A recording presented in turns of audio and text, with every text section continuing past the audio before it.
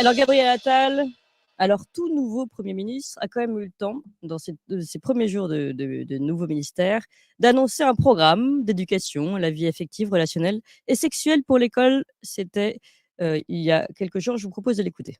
Pour la rentrée, avec pour objectif de réaliser ces séances. En gros, à l'école primaire, on doit apprendre le respect de l'intégrité du corps, le fait qu'on on ne peut pas atteindre l'intégrité du corps, que si c'est le cas, c'est des violences et qu'il faut les signaler, enfin, apprendre ça aux enfants. Ensuite, sur l'éducation sexuelle en tant que telle, ça doit venir au collège et au lycée, mais clarifier ça. Donc, ça sera fait pour que l'éducation, pour que ces temps d'apprentissage aient lieu pour tous les élèves chaque année. Voilà les annonces, donc, l'annonce, le passage de Gabriel Attal. Et nous sommes avec Sophie Audugé pour en parler, déléguée générale de SOS Éducation. Bonjour Sophie Audugé. Bonjour Clémence, bonjour à tous. Et merci beaucoup d'être avec nous. Nous sommes très très heureux de pouvoir parler une première fois. On y reviendra plus longuement sur cette annonce de Gabriel Attal. Je rappelle que vous avez produit un rapport, mais alors un vrai rapport d'analyse pluridisciplinaire que vous avez mené pendant 10 mois avec un comité d'experts qui sont des experts renommés. Un travail d'analyse donc qui vous a poussé à décrypter au mieux et justement à travers le prisme aussi de l'intérêt supérieur des enfants et des adolescents et que vous avez publié donc ce rapport le 29 janvier dernier. Donc, on est très heureux d'avoir votre analyse sur cette question. Finalement, on voit bien que ça va être le projet de Gabriel Attal, toujours plus, finalement, de cours à l'éducation sexuelle. On avait déjà un peu tiré la sonnette d'alarme avec vous et les louves et les mamans louves l'année dernière. Là, on se dit que ça va être toujours plus. Et là, justement, ce rapport tombe bien et vous allez pouvoir nous dire à quoi nous attendre. En fait, à quoi vous attendre, j'aimerais bien pouvoir vous le dire, Clémence, mais en l'occurrence, on est un peu tous pendus au Conseil supérieur des programmes, puisque vous vous rappelez sans doute, nous en avons micro déjà, c'était le grand projet de Pape Ndiaye, Ouais. C'était priorité à l'éducation à la sexualité. Alors Pape Ndiaye était allé très loin, je pense que Gabriel Attal n'ira pas si loin, puisqu'il a vu que ça avait fait un tollé, c'est-à-dire que Pape Ndiaye, lui, avait été jusqu'à dire que l'éducation à la sexualité était la priorité de l'école, et il avait même été jusqu'à faire des annonces très officielles, écrites, sur le fait que l'éducation à la sexualité passait avant les fondamentaux, donc instruire nos enfants à savoir lire, écrire, compter. Donc, Pape Ndiaye, juste avant son départ, a saisi le Conseil supérieur des programmes en demandant que le Conseil supérieur des programmes produise des programmes sur tous les niveaux de classe, c'est-à-dire de la primaire. Alors, on a beaucoup d'attentes, vous faites bien de le préciser, c'est-à-dire qu'en fait, il y a ce que dit aujourd'hui le texte de loi qui est la circulaire de 2018 et ce qui est fait dans les écoles. Vous savez que c'est pas du tout la même chose. Ouais. Et Pape Ndiaye a demandé des programmes, on espère que ça n'ira pas jusqu'à la maternelle, puisque certains, localement, considèrent qu'il faut enseigner, entre guillemets, même si enseigner n'est évidemment pas un terme qui convient à ce domaine, des enfants dès la maternelle, ce en quoi nous sommes évidemment tout à fait opposés. On voit bien d'ailleurs que Gabriel Attal est très gêné dans le passage que vous avez présenté, que c'est vraiment un sujet où il n'est pas à l'aise du tout. Je dirais que le premier point qui on se demande d'ailleurs, Sophie Audugé, il est peut-être gêné, en effet, il récupère quelque chose qui n'était pas forcément dans son soi, mais on se demande pourquoi, dans ses premières annonces, pourquoi immédiatement revenir sur ce programme d'éducation à la vie affective, relationnelle et sexuelle. Parce que, évidemment, vous l'aurez bien compris, c'est un sujet politique avant tout. C'est un sujet de parents. Je veux dire, sur les parents qui éduquent les enfants à découvrir leur corps et l'intégrité de leur corps, bien sûr, et que l'école n'est plus faite pour instruire. Voilà, l'école aujourd'hui, c'est un espace politique où les enfants sont finalement des intermédiaires pour s'attaquer aux idées des parents. C'est dramatique, c'est affreux de le dire, j'aimerais beaucoup vous dire autre chose, Clémence, mais la réalité, c'est que nous, quand on s'est mis au travail pour se poser la question objectivement, je veux dire sans moralisme, vraiment du point de vue de l'enfant, qu'on a rassemblé donc des médecins, Régis Bruno, Maurice Berger, Nicolas Théa, donc des médecins capables, si vous voulez, de poser la question, et d'ailleurs nous avons des parties dédiées du point de vue de l'enfant, c'est-à-dire l'enfant prépubère, Et puis ensuite de l'adolescent, quand nous avons posé la question, la première chose qu'on voulait savoir, c'est est-ce qu'il y a des éléments scientifiques, objectifs, des études sérieuses qui montreraient que d'une manière ou d'une autre, c'est dans l'intérêt de l'enfant de parler de sexualité à l'école. Oui. Eh bien, à cette question, nous n'avons aucun élément scientifique tangible, mais même au contraire, nous démontrons que pour l'enfant prépubère, c'est dangereux, que ça entrave son développement. Alors, les effets peuvent aller jusqu'à des signes similaires à des signes traumatiques, hein, bien sûr, mais même pour ces cas qui sont les plus extrêmes, sur des enfants plus vulnérables, des enfants plus sensibles, etc., cela a un impact sur tous les enfants, c'est-à-dire que ça entrave, ça bloque, ça bouscule le développement normal qu'ils ont à faire. Ce sont des enfants, ce ne sont pas des adultes en miniature. Et à ce titre, c'est dangereux pour tous les enfants. Et sur les arguments qui nous sont opposés, hein, pour justifier, en dehors, et vous l'avez bien compris, des arguments politiques qui sont évidemment majeurs, bien sûr, c'est ceux-là qui leur font faire ça, bien sûr. On nous oppose, le premier argument, c'est que les parents, n'osent pas le faire. Alors déjà, il y a plein de parents, et je pense que la plupart de ceux qui nous écoutent sur votre antenne qui disent que si, ils sont tout à fait capables de le faire et que c'est pas parce que d'autres ne veulent pas le faire qu'il faut le faire à leurs enfants. Et ils ont bien raison. Et là également, on voit bien que c'est pas un argument qui cible l'intérêt supérieur des enfants, mais c'est bien un argument qui répond à un problème des parents. Il faut arrêter de répondre au problème des parents en modifiant un système d'instruction qui est fait pour instruire des enfants et dont la seule chose qui doit nous être notre priorité, c'est l'intérêt supérieur des enfants. Donc là, c'est pas l'intérêt supérieur des enfants, c'est décharger les parents de quelque chose qui les embarrasse. L'école, c'est pas fait pour ça. Donc ça, c'est l'un des premiers arguments. Le deuxième argument, c'est de lutter contre les abus sexuels. Là également, on explique très bien que malheureusement, si seulement l'école ne peut pas prévenir les abus sexuels, elle peut former des adultes à être capable de repérer les enfants et surtout mettre en place tout un système scolaire de santé, d'accompagnement, de prise en charge des enfants dont on aurait pu repérer les signes faibles, dont éventuellement, on le sait très bien qu'un enfant abusé va souvent pouvoir le dire d'abord à un camarade, qui lui-même le dira sans doute à son parent et souvent la maman, qui, elle, va évidemment aller avec cette information évidemment douloureuse, en parler à l'école. Et là, l'école doit être en situation de prendre en charge et elle ne l'est pas du tout. On en a parlé plein de fois ensemble. Il n'y a aucune santé scolaire en classe, pas de médecin, pas d'infirmier, pas de psychologue. Donc, c'est sûr que ce n'est pas en faisant croire que l'éducation à la sexualité a pour objectif de lutter contre les abus sexuels, ça c'est pas vrai, c'est encore un mauvais argument. Et puis après, alors il y a le fameux objectif de lutter contre la pornographie. Rappelons que le premier accès à la pornographie, c'est 8 ans, souvent, enfin 8-9 ans, de manière accidentelle souvent.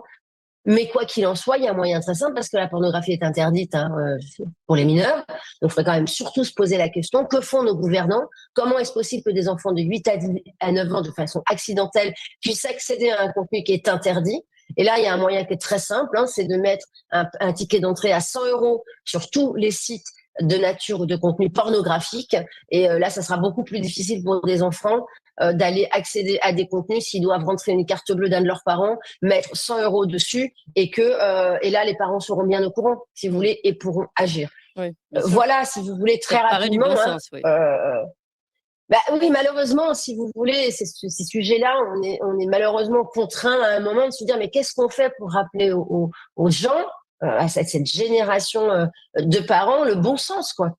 Comment peut-on faire et comment peut-on ouvrir les yeux sur le fait que non, un enfant qui n'a pas de sexualité, parce qu'avoir un sexe, ce n'est pas avoir une sexualité, les enfants des gens ne marchent pas, comme le rappelle Régis Bruno, ce n'est pas dans l'intérêt de l'enfant. L'enfant n'en a pas besoin. Il est gêné avec ça souvent et il a d'autres choses à construire avant d'être entravé, empêché, effracté, parce qu'en fait, on lui impose un registre sexuel qui n'est pas du tout celui dont il a un besoin et qu'il a envie d'explorer à ces âges-là de sa vie. Oui, donc, vous parlez d'intrusion. Dans votre rapport, vous parlez d'intrusion psychique dans l'intime de l'enfant et vous dites que l'école a un devoir de par excitation, justement de protection vis-à-vis de ces sujets. et en plus, un devoir d'instruction au passage, ne l'oublions pas, ce serait pas mal de s'en rappeler.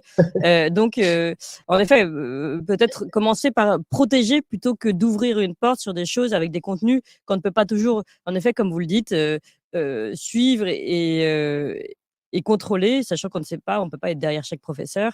Et là aussi, vous dites, un enseignant est un adulte qui doit tenir sa place de protecteur et non d'influenceur. Je trouve ça très intéressant. En effet, on a eu beaucoup, beaucoup de témoignages dans ce sens-là, que ce soit avec vous et avec les mamans louves, pour voir que beaucoup de professeurs aussi faisaient, ou d'instituteurs faisaient du zèle, en fait, de ce côté-là.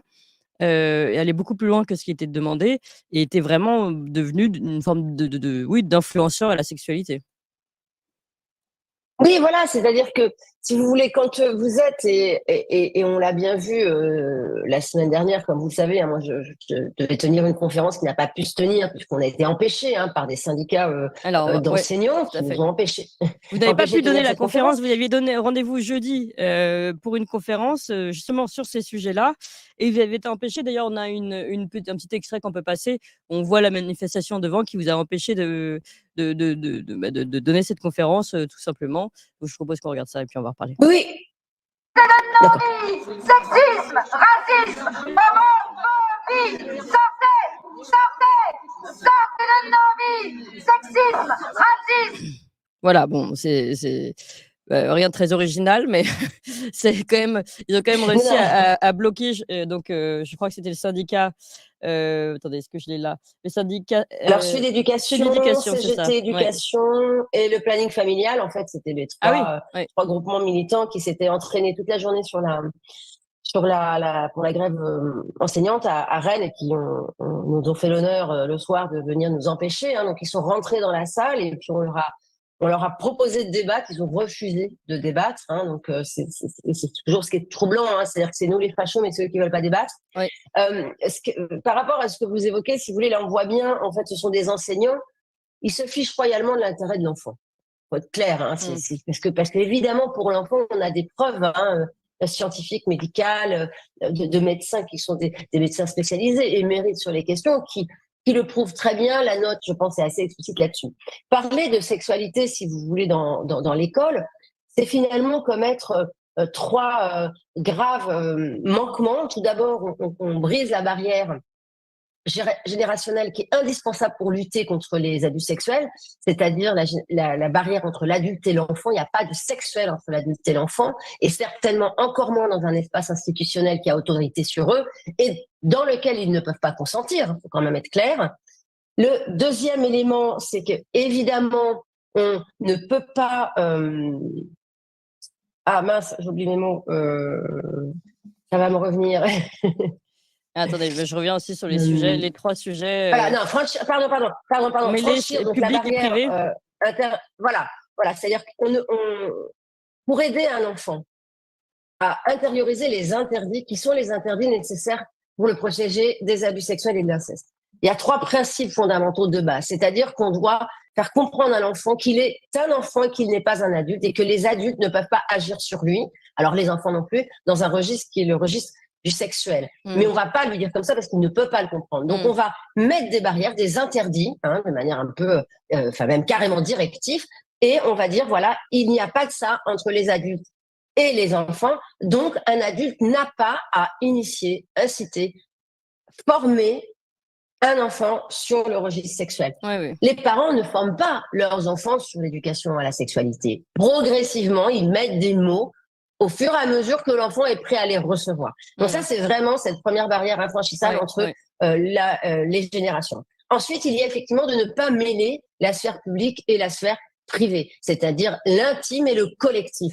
Par nature, la classe, l'école est un espace public, est un espace collectif. Effectivement, Christelle Commet des Mamans Louves vous le disait quand la dernière fois que vous étiez sur votre plateau. Je veux dire, ça nous viendrait pas à l'idée entre nous autour d'un café de se demander comment ce qu'on a fait la veille, les pratiques sexuelles qu'on apprécie, d'en parler comme ça de manière brève. Non, parce que c'est de l'intime, parce que ça se respecte et l'intime ne doit pas être déballé comme ça dans un espace public, sans avoir d'ailleurs en plus l'autorisation de ceux qui sont les premiers concernés. Or, on leur demande pas d'autoriser, on les oblige même à écouter. Donc là, on a également une autre majeure. Et puis, la troisième que vous avez évidemment évoquée tout à l'heure, Clémence, c'est de faire passer des idéologies pour des vérités, des visions progressistes pour des savoirs. Et là, ce sont les deux grands champs idéologiques que nous combattons. C'est le premier, le principe faux d'une sexualité infantile. Les enfants n'ont pas de fonctionnalité sexuelle, évidemment, hein, quand ils sont prépubértaires. Ils n'ont pas eu le développement physiologique qui leur permet. Ils n'ont pas non plus le développement affectif, ils n'ont pas non plus le développement psychique. Oui. Mais ne serait-ce que d'un point de vue physiologique, ils ne sont pas fonctionnels. Oui. Donc déjà, ça, si vous voulez, ce n'est pas une vérité, c'est un mensonge. Et puis le deuxième mensonge qui est véhiculé en même temps dans ce registre de corpus politique, c'est de faire croire aux enfants que le sexe biologique n'a pas de réalité, qu'ils peuvent choisir d'être des filles ou des garçons, alors que ce qu'on doit leur enseigner, évidemment, c'est la biologie, hein. Ce sont les cours de SVT que nous connaissions, hein. Ouais. C'est-à-dire que on est avec un sexe, que ce sexe est un marqueur de notre identité, un marqueur profond qui est inscrit dans chacune de nos cellules, et que cette identité sexuée, hein, le fait d'avoir un sexe de fille ou de garçon, est très large, très étendue, et qu'on peut habiter son corps d'une manière très ample, et que c'est pas parce qu'on a un sexe de fille, c'est pas parce qu'on est une femme qu'on est obligé ou qu'on va devoir vivre de manière caricaturale une vie de femme très sexualisée, très maquillée, avec des talons d'1 centimètre. Donc, il y a toute une amplitude, et c'est ça tout l'intérêt, effectivement, de laisser aux enfants, et ensuite, pour ce que vous évoquiez, aux adolescents, la possibilité d'habiter leur corps, de les aider dans tout ce marasme qui est finalement la puberté, avec, comme vous l'avez vu hier passer encore un des chiffres très alarmants sur la santé mentale des jeunes, majoritairement des jeunes filles avec augmentation de suicide. des intentions. Ouais. Et je le précise parce que ça peut aller dans le même sens aussi, finalement, tout ça. De moins en moins de justement, à force d'en parler tout le temps, de relations sexuelles chez les jeunes, vous voyez. Donc, comme quoi, leur plan ne porte pas forcément ses fruits. Au contraire. Sophie Audiguet, je voulais seulement vous dire, parce qu'on va revenir sur ce sujet ensemble, justement, on vous a empêché de prendre la parole. Et comme vous le dites, c'est purement politique et c'est même... pas tyrannique, mais ça montre qu'on n'accepte pas la parole des autres, même si on n'est pas d'accord. Nous, évidemment, on souhaite vous donner cette parole. Donc, si vous le souhaitez, Sophie Audiguet, je vous le dis ici à l'antenne, on peut très bien accueillir cette conférence que vous souhaitiez donner à passer. Eh bien, je vous propose de la donner ici sur Tocsin, par exemple. C'est une idée à suivre, en tout cas, mais évidemment, nos micros vous sont tendus. C'est vraiment très gentil à vous. Je vais en informer les organisateurs parce que j'étais vraiment désolée pour eux. Hein. Vous savez que c'est beaucoup de travail d'organiser ce type d'événement. C'est beaucoup d'engagement. Ce sont des organisateurs qui sont vraiment qui défendent un projet en plus associatif qui est sur défendre les droits humains, la liberté, les libertés, défendre la liberté d'expression, la liberté de débattre. Et on avait quand même beaucoup plus de gens que prévu d'ailleurs qui avaient décidé de participer à des conférences, et des gens d'ailleurs que l'association ne connaissait pas. Donc vraiment le sujet avait intéressé. Évidemment, mais tous les parents se sentent concernés. Moi, je vois ici là sur le chat, tout le monde réagit. Enfin, tout le monde a envie de vous poser des questions. C'est pour ça que je vous propose. Je suis sûre que ça va passionner, ça passionne énormément de monde. C'est notre avenir, c'est l'avenir de nos enfants et donc de notre société au passage. Hein. Donc c'est un sujet absolument fondamental. Et voilà, on sera vraiment très très ravis de vous accueillir, Sophie Audiguet. Merci en tout cas pour cette note et merci surtout pour tout le travail que vous produisez à SOS Éducation, que nous suivons depuis bien longtemps. Donc, je rappelle que vous êtes déléguée générale de SOS Éducation. Je vais y arriver. Merci encore, Sophie Audiguet.